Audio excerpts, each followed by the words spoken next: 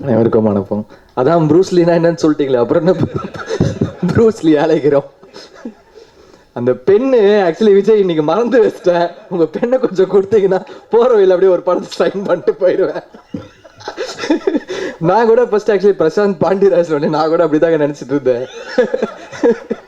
அதுக்கப்புறம் அதை அப்படியே மெயின்டைன் பண்ணிட்டே வந்துடும். அதான் வந்துட்டு ரொம்ப நல்ல விஷயம். என்ன மீட்டர் இருக்கோ நீங்க என்ன மீட்டர்ல எதிர்பார்க்கீங்களோ அதுலயே அவன் மெயின்டைன் பண்ணிட்டே போவான். இவ்வளோ நாளாக நாங்களாம் கூட்டு வந்துட்டோம். இப்போ அநேகமாக அவங்களே கூட்டு போயிடுவாங்கன்னு நினைக்கிறேன். ஒன்று அவனுக்கு 9 பிளானட்டோ உச்சத்தில் இருக்குன்னு நினைக்கிறேன். பிரசாந்துக்கு அவன் நினைக்கிறது எல்லாமே நடந்துருது. ஆக்சுவலி இந்த கதை ஃபஸ்ட்டு நரேட் பண்ணணும்னு கேட்டிருந்தான். ஜெகதீஷ் மூலியமாக தான் வந்தான். நான் அந்த பசங்க ப்ரொடக்ஷன் மேனேஜர் எனக்கு தெரியாது, என்ன ஸ்கெட்சு தெரியாது. ஃபஸ்ட்டு ஜெகதீஷ் மூலியமாக கேட்டான். இல்லைடா பிஸியாக இருக்கேன்டா, இப்போ ஷூட் போயிட்டுருக்கு, எப்படிடா சொல்ல முடியும் அப்படின்னு. அதுக்கப்புறம் ஒரு நாள் ஷான் சொன்னார், அடங்காத டேரக்டர், ஒரு கதை கேட்டாங்க, செம்மையாக இருக்குங்க. இதெல்லாம் முதலே பேசி வச்சுருது. பட் அவர் ஆல்ரெடி ஃப்ரெண்டு பிடிச்சி, அண்ணா ப்ளீஸ் நான் சொல்லுங்கண்ணே அப்படின்னு. அவர் செம்ம கதை தம்பி அப்படின்னாரு. சரி ஓகே. அதுக்கப்புறமும் கேட்கல, பிஸியாக இருந்தேன், ஷூட் போயிட்டு இருந்தது. அதுக்கடுத்து வெங்கட் மேனேஜர் ஒரு சீன் ஒன்று சொன்னார். அந்த லெட்டர் ஏதோ ஒரு லவ் லெட்டர் சீன் ஒன்று சொன்னார். நல்லா இருக்குங்க, சூப்பராக இருக்குங்க. அப்படியே ஒரு 10% அப்படி ஒன்று வந்துச்சு. அப்புறம் திருப்பி வேற ஒரு சோர்ஸ் இப்படியே கவர் பண்ணி கதை சொல்லிட்டான். சரி ஃபுல் கதை சொல்லிட்டான். நல்லா இருக்குடா, பண்ணலாம்டா, அந்த ஃபர்ஸ்ட் ஹாஃப் வண்டி கொஞ்சம் கரெக்ட் பண்ணுறா அப்படின்னு. அப்புறம் ஃபர்ஸ்ட் ஹாஃப் உண்மையாகவே ஒர்க் பண்ணிட்டு வந்தான் அப்படின்னு நினச்சேன். அது 2 சீன் தான் பண்ணியிருக்கானா இல்லை ஃபுல்லாக பண்ணானான்னு தெரில. நான் எப்போவுமே கேட்குற கேள்வி தான், என்னடா ஓடிடும்ல.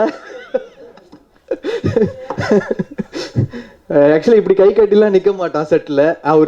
இன்னொருத்தர் சொன்னார், மன்சூர் அலிகான் இப்போ ஒரு பையன் இருந்தால் எப்படி இருப்பானோ அப்படிதான் இருக்கிறான். ஆக்சுவலி இந்த படத்தில் மன்சூர் அலிகான் எனக்கு பையனாக வேற நடிச்சிருக்கான். அதெல்லாம் நீங்கள் பார்ப்பீங்க, அந்த கொடுமையெல்லாம் வேற பார்ப்பீங்க. Okay, first thanks Pandiraj sir, இப்படி ஒரு அசிஸ்டண்ட்டை நல்லா வளர்த்துருக்கீங்க, உங்களுக்கு நன்றி.